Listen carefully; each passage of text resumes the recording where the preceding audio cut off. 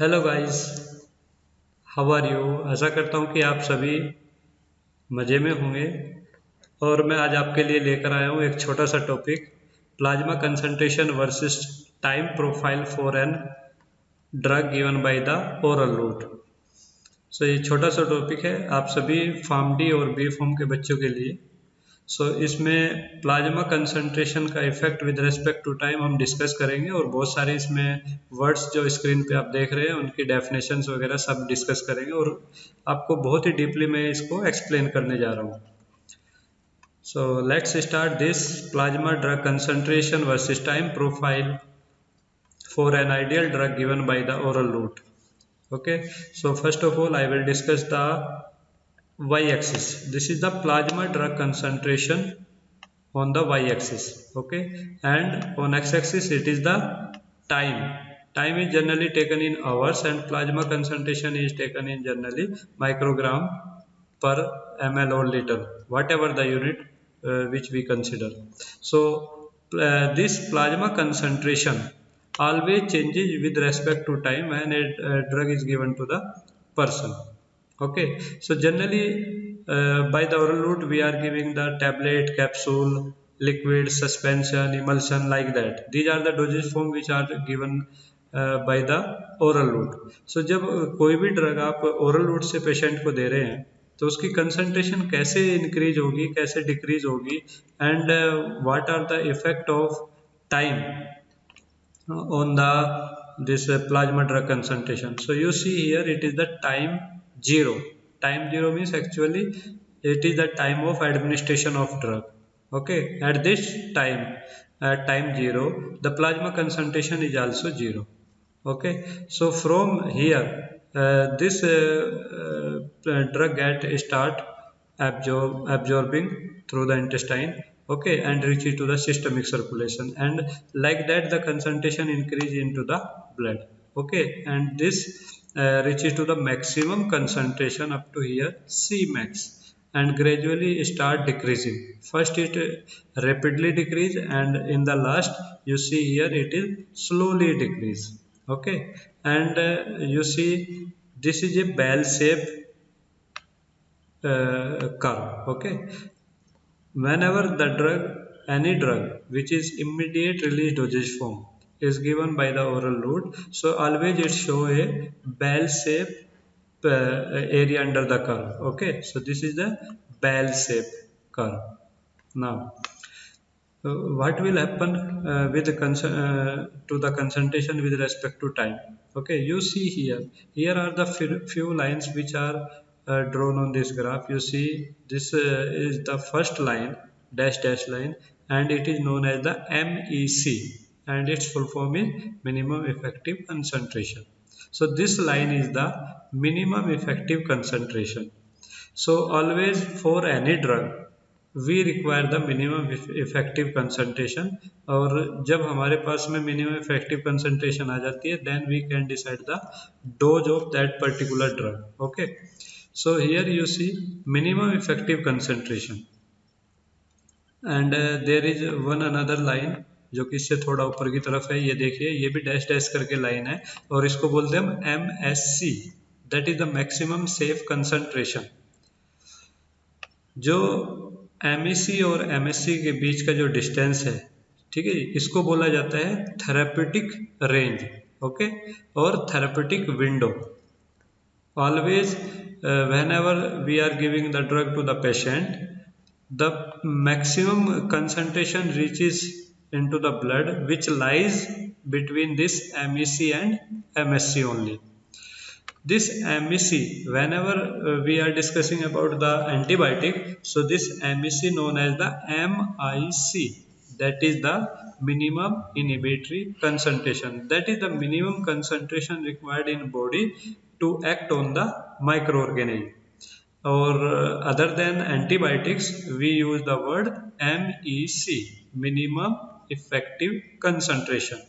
So minimum effective concentration means it is the minimum amount of drug required in the plasma in form of concentration to show the therapeutic activity. It is the starting line. Whenever this concentration increases in blood plasma and it crosses this MEC line, okay. So after that it shows the therapeutic activity, and this point at which point the plasma drug concentration crosses the MEC, it is known as onset of action, because यहाँ से drug ने action produce करना start कर दिया है, that is the therapeutic action only, okay. And this is going to increase if it crosses to the MSC line. This is the MSC line, this plasma concentration, if it is crosses this, then it is known as the toxic effect area or toxic level of that particular drug, okay. Above this MSC, that is the minimum maximum safe concentration, अगर इससे ज़्यादा concentration जाती है तो ये toxic reason में चली जाएगी। टॉक्सिक रीजन में जाने का मतलब क्या है कि this drug will show the toxic effect. तो इसलिए कभी भी जब भी कोई पेशेंट को ड्रग दी जाती है तो जो सी मैक्स है ये आपकी थेरेपेटिक रेंज में ही लाई करनी चाहिए। So after C max the drug get start decreasing in the plasma, okay, and like that it eliminates from the body. So you see here, this is we know that, and the pharmacokinetic of any drug include the 4 steps, that is the absorption, distribution, metabolism and elimination. So you see here, at the starting stage, when the concentration is going to increase or concentration is in increasing phase, that is known as the absorption phase. आप ये देखिए यहाँ पर जैसे concentration बढ़ रही है तो हम इसको बोलते हैं absorption phase। और ये कब तक बढ़ती है? जब तक C max नहीं आ जाता है। After C max it get start decreasing and it is known as the post absorption phase। और ये बोला जाता है कि पोस्ट एब्जॉर्प्शन फेज, और पोस्ट एब्जॉर्प्शन फेज में रैपिड डिक्लाइन होता है कंसंट्रेशन का प्लाज्मा के अंदर। You see the slope of this line, okay, this portion, it is the rapid decline of concentration. इसको बोला जाता है रैपिड डिक्लाइन हो रहा है और इसको हम बोलते हैं पोस्ट एब्जॉर्प्शन फेज। लेकिन इसको हम दूसरे नाम से भी जान सकते हैं जिसको हम बोल सकते हैं distribution phase. Post absorption phase और distribution phase are same. After distribution phase, you see here it is the critical point, okay, because from here the slope changes. You see here, यहाँ पर देखिए स्लोप ज़्यादा था और यहाँ के बाद में स्लोप ग्रेजुअली डिक्रीज हो रहा है। तो जो ये लास्ट फेज है, एंड फेज, जहाँ पर स्लोप कम है, that is known as the elimination phase. इसको बोलते हैं हम elimination phase, okay. So you see here, यहाँ पर देखिए अभी जब ये ऑनसेट ऑफ एक्शन, जहाँ से कंसंट्रेशन थेरेप्यूटिक रेंज में गई थी, और it is the another after post absorption phase when the concentration come down to the sub therapeutic level, okay. यहाँ से लेकर यहाँ तक का जो टाइम है, that is known as the duration of action. Duration of action means कि drug ने यहाँ से स्टार्ट हुआ था इस टाइम से, that is the onset time, और यहाँ तक, okay. So let's suppose it is the T1 and let's suppose it is T2. So T1 से लेकर T2 तक, that is known as the duration of action। जब ये graph है आपका, दिस ग्राफ, और इस ग्राफ के नीचे जितना भी एरिया होगा, that is known as the area under the curve, and this area under the curve represent the dose of drug। Always you remember that AUC represent the dose of the drug। कितनी drug systemic circulation में पहुंची, you can find out with the help of this AUC। अब यहाँ पर देखिए onset of action, यहाँ this point is known as onset of action and it is represented in concentration term। और जब हम इसको टाइम के रेस्पेक्ट में मेजर करते हैं, this one, so it is known as onset time. इसी तरीके से आप देखिए C max, जब हम इसको कंसंट्रेशन के टर्म में बोलते हैं तो that is known as the C max, okay. And जब हम इसको टाइम के रेस्पेक्ट में देखते हैं तब इसको बोलते हैं T max, time of maximum concentration. C max means maximum concentration, जो प्लाज्मा के अंदर जा रही है। और जो ये पीक है, ठीक है, इसको बोलते हैं हम इंटेंसिटी ऑफ एक्शन। जितनी शार्प पीक होगी उतनी इंटेंस एक्शन होगा, और जितनी वाइड रेंज होगी उतना माइल्ड एक्शन होगा। आप ये ध्यान रखिए हमेशा। अभी आप इसमें देखिए almost we have discuss every point. अब आप इसमें 3 वर्ड्स हमेशा याद रखना, ये सब therapeutic level, therapeutic range and toxic level. तो टॉक्सिक लेवल कौन सा लेवल है? जिसमें ड्रग नहीं जानी चाहिए। थेरेपेटिक रेंज कौन सी रेंज है? जिसमें ड्रग मैक्सिमम टाइम के लिए रहनी चाहिए। और सब थेरेपेटिक लेवल, इसमें drug before reaching to the therapeutic range and after this therapeutic range, drug हमेशा सब थेरेपेटिक लेवल में ही रहेगी। ठीक है भाई। अब यहाँ से इसमें आपका एक इम्पोर्टेंट पॉइंट बचता है। आपने ये देखा होगा इस ग्राफ के ऊपर हमने लास्ट में ये जो लाइन है इसको हमने एक्स एक्सिस से टच नहीं होने दिया, और यहाँ पर देखिए ये एक्स एक्सिस से टच हो रहा है।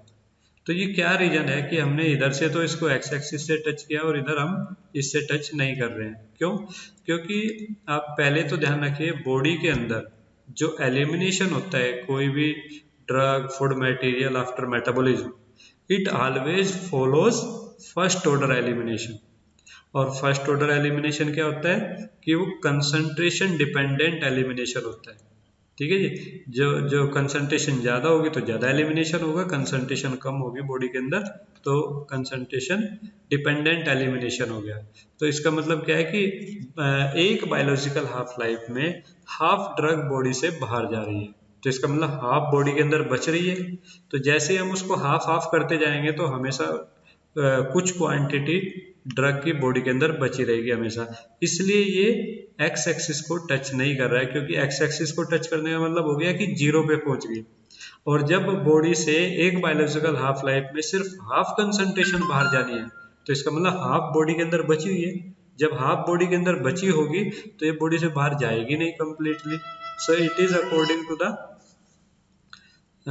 According to the first order elimination rate constant. और बॉडी से ड्रग का एलिमिनेशन हमेशा यूनिवर्सली फर्स्ट ऑर्डर फॉलो करता है, तो ये 0 को टच नहीं करेगी। अब ये बॉडी से बाहर कब जाएगी?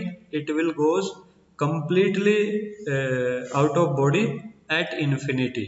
तो इन्फिनिटी को हम यहाँ पर रिप्रेजेंट नहीं कर पा रहे simply because we have taken in time in hours, और इन्फिनिटी में कितने आवर्स होंगे? That will be infinity hours. So ये इसलिए हम यहाँ पर छोड़ते हैं। दूसरा रीजन, आपने जब इसका प्लाज्मा ड्रग कंसंट्रेशन के सैंपल लेते हैं और ये ग्राफ बना रहे हैं, इस ग्राफ को बनाने से पहले आपको कंसंट्रेशन फाइंड आउट करनी पड़ती है। जब आप कंसंट्रेशन फाइंड आउट करते हैं तो आपको कुछ इंस्ट्रूमेंट्स की जरूरत पड़ती है। For example UV. यूवी के अंदर आप सैंपल रखेंगे और सैंपल से कंसंट्रेशन फाइंड आउट करेंगे, और जो कंसंट्रेशन आप फाइंड आउट करेंगे उससे आप ये ग्राफ बनाएंगे। जब आप ये कंसंट्रेशन फाइंड आउट करते हैं तो जो भी आपका यूवी होता है, अल्ट्रावायलेट स्पेक्ट्रोफोटोमीटर, यूवी स्पेक्ट्रोफोटोमीटर, उसमें एक लिमिट ऑफ डिटेक्शन आता है। Limit of detection means the minimum amount of drug present in the sample that can be detected by that particular instrument, जो कि उस पर्टिकुलर इंस्ट्रूमेंट से डिटेक्ट की जा सकती है। अब देखिए सबकी LOD होती है, लिमिट ऑफ डिटेक्शन। अब ये जो पॉइंट है, ये last point, it is as per to the LOD of that ideal drug, limit of detection of that particular instrument. अब यहाँ से नीचे ये इंस्ट्रूमेंट मालूम नहीं कर सकता, फाइंड आउट नहीं कर सकता कंसंट्रेशन को, इसलिए ये स्पेस हमने छोड़ दिया है। अब इससे जो ये कंसंट्रेशन है, बिकॉज यहाँ पर ये इसके बाद में 0 को अप्रोच कर रहा है, क्योंकि एक्स एक्सिस पे अगर कंसंट्रेशन की बात की जाए तो वो 0 हो जाएगी। अब 0 हो जाएगी तो नियर बाई 0 जो वैल्यू आती है उसको ये डिटेक्ट नहीं कर पाता, और ये LOD डिफरेंट होती है अलग अलग इंस्ट्रूमेंटेशन की। इसी की वजह से ये इसको डिटेक्ट नहीं कर पाता है। तो इसके लिए 2 रीजन हो गए। ये लाइन ओपन किस लिए करनी है? First reason, because elimination follows first order in our body universally, और दूसरा लिमिट ऑफ डिटेक्शन। लेकिन अगर आप बात करें इस पॉइंट पे तो लिमिट ऑफ डिटेक्शन तो इस पॉइंट पे भी एक्ट करेगा। यस ट्रू, बिल्कुल लिमिट ऑफ डिटेक्शन तो यहाँ भी नहीं पता कर पाएगा ये इंस्ट्रूमेंट। तो हमने इसको 0 से क्यों मिला दिया? क्योंकि हमारे पास यहाँ पर 0 टाइम होता है जहाँ से ड्रग एडमिनिस्ट्रेट किया है, जिस टाइम से, ठीक है जी। तो वो 0 टाइम से कंसंट्रेशन धीरे धीरे बढ़ रही है। यहाँ पर क्या है कि जो एंड पॉइंट आएगा, लास्ट पॉइंट, जब बॉडी से ड्रग कंप्लीटली एलिमिनेट हो जाएगी, ये पॉइंट हमें नहीं मालूम होता है, इन्फिनिटी में जाके है। तो इन्फिनिटी का मतलब क्या है कि ऐसे पैरेलल आ जाएगा, हाफ बॉडी हाफ ड्रग हमेशा बॉडी के अंदर बची रहेगी। लेकिन यहाँ पर हमें 0 टाइम का मालूम है कि 0 टाइम से पहले ड्रग की कंसंट्रेशन प्लाज्मा के अंदर हमेशा 0 रहेगी। तो यहाँ से कंसंट्रेशन 0 थी और सपोज यहाँ पर डिटेक्ट कर लिया, ठीक है जी। तो 0 से ये कंसंट्रेशन आने में इतना ही टाइम लगेगा और ये कर्व इसको रिप्रेजेंट कर देगा। इसलिए यहाँ पर हमने इसको 0 से मिला दिया है और एक्स्ट्रापोलेट कर दिया है सिंपली। लेकिन यहाँ पर हम इसको एक्स एक्सिस पे नहीं मिला सकते, एक्स्ट्रापोलेट नहीं कर सकते, क्योंकि ये कब 0 पे जाएगा ये हमें एक्चुअली नहीं मालूम है, क्योंकि इन्फिनिटी पे जाके बॉडी से ड्रग बाहर जाएगी, ठीक है जी। अब इन्फिनिटी कब आएगा, we are not able to represent here.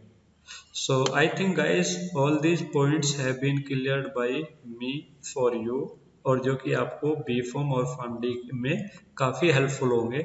और अगर आपको कोई ऐसा कमेंट है या कोई ऐसा टॉपिक है जो आपको पूछना है, आप मुझसे पूछ सकते हैं। Thank you guys.